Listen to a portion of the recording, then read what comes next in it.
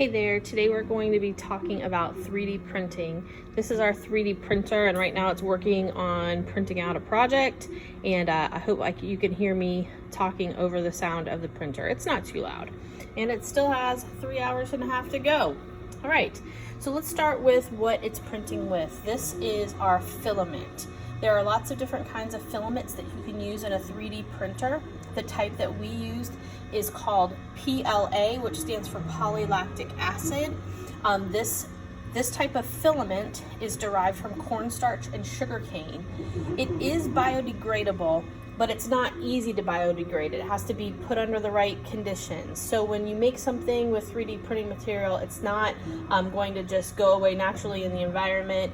Some filament is recyclable, but again, not easily recyclable. So when you create a 3D project, you need to really think about it and think about what you're doing so you don't waste or put stuff into a landfill one day, because we don't want to do that. We want to take care of the earth the way God told us to.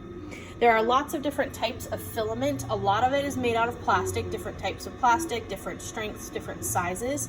But there are other types of filaments too. There are metal filaments, sandstone filaments, wood, conductive filaments like out of metals that would conduct energy and electricity. There's carbon fiber filaments, and there's even glow-in-the-dark filaments. We're going to talk about the parts of the 3D printer.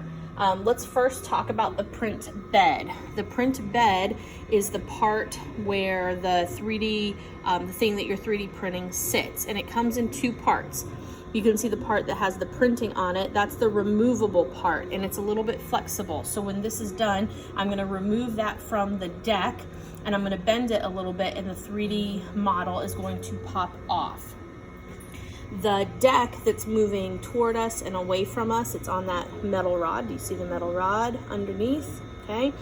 That deck is a heated deck, and it's really important that the deck of the 3D printer stays heated. Let me see if I can open the door.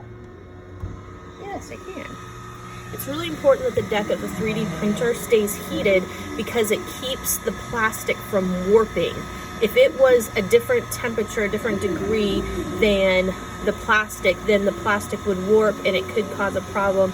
It could cause it not to be printed to the exact specification. So the printer deck is heated. All right, so there's two parts to the printer deck, and it's heated so it doesn't warp. Now let's talk about the extruder. This thing that's moving back and forth is the extruder, and it has a lot of moving parts. This is the main thing that makes the 3D printer work. The extruder, let's start over here because it really starts over here. The extruder has gears. Do you see those metal gears? And it pulls the filament in. This arrow is showing that the filament is going up into the extruder mechanism. And these gears rotate slowly. Do you see it just moved a little bit? They rotate slowly to pull the filament from the spool into the machine. Okay, and so that's the first part, the gears. Then inside there's a heating coil that heats up the filament, and the filament goes through the tube and around and goes down here. Inside of this box there is a thermostat, and it measures the amount of heat. It's got to keep it at a consistent temperature. Again, you want the filament to melt, to go from hard to a little bit soft, but you don't want it to be too soft, or then it won't cool appropriately. It won't form the right layers of thickness when it lays down the layers of filament. And so there's a heat sensor or a thermostat that makes sure it stays at a consistent temperature. If the things in here get too hot, there's a fan. You can probably hear the fan. Yeah, the fan's going to keep that at a consistent temperature as well. And then the nozzle. All right, that at the bottom is the nozzle. That is where the filament comes out. The nozzle is kind of like a glue gun. If you've ever used a glue gun before, you know that the glue at the back is solid, and then the glue that comes out of the nozzle is liquid. So the nozzle is similar to like a glue gun, so it controls a very, very small amount of the softened filament to come out, and it lays it down in layers. Now this whole extruder body is attached to some rods. You see the rods right here that are horizontal. You see the belt, this little belt that's going back and forth, and it's moving the head from side to side. It's going left and right, left and right. At the back, do you see the screw rod, the threaded rod? It looks like a little slide. That will help the extruder body go up and down, okay? So it's really important to know that the extruder head moves on a belt and a rod and a threaded rod. And so you see it's moving around, and as it's going, it's laying down a really, really, really thin layer of the melted filament. And so, like, here's a finished product. You see that these are just built up with layer upon layer of this filament, and you can kind of hear and see the layers. You see the tiny lines? Those are the layers of filament as it's gotten built up.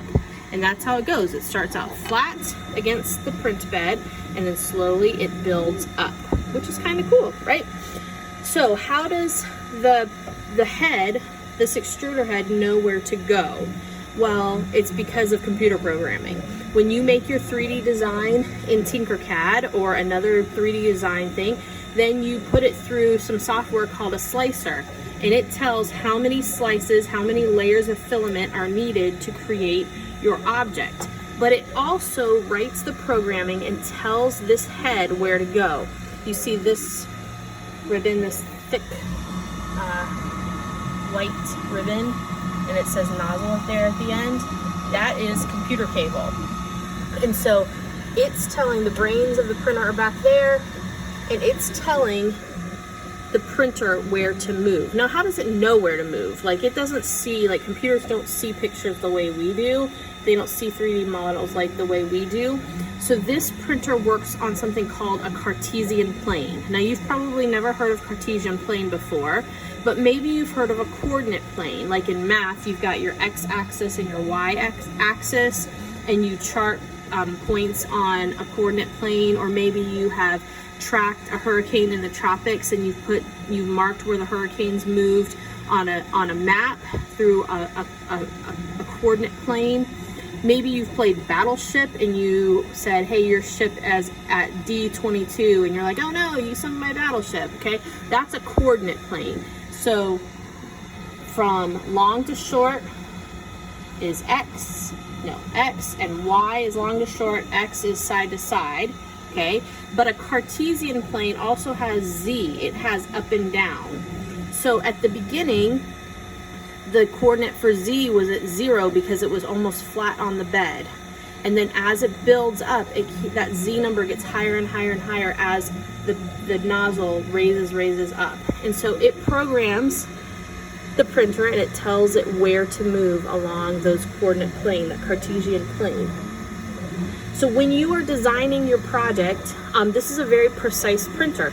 It doesn't measure things in feet and inches or even centimeters. It measures things in millimeters. So if you want to know how thick the wall of this little person is, it's measured in millimeters. Our whole print bed is only 150 millimeters square. So anything that we print has to fit within a 150 millimeter box. We've talked about it laying down thin layers of filament and building up. I also wanted to show you, I don't know if you can see it on this one. Let me grab a different design.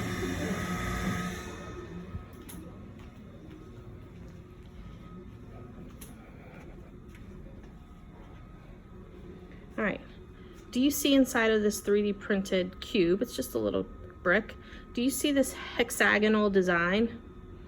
So one of the things that people do to save money and to save filament is, instead of making this a solid brick where everything is just solid laid out piece of 3D printing, on the inside they make it a little hollow and they give it this hexagon design, and it adds strength. So if I go to crush this, I can't crush it, but it also takes out a whole lot of the filament, so you're saving filament. And so that's something else that the slicer program does. It makes the layers and it makes the hexagonal design on the inside, so you use less filament. Okay, so that's some of the basics of 3D printing. I hope that was helpful for you, and if you have any questions, you can always ask.